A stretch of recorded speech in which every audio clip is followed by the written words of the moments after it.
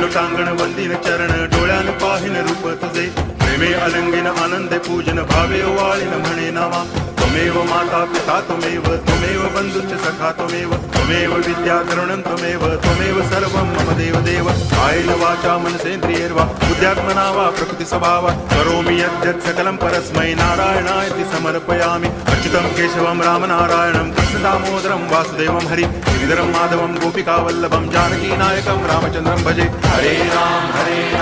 Ram Ram Hare Hare Hare Krishna Krishna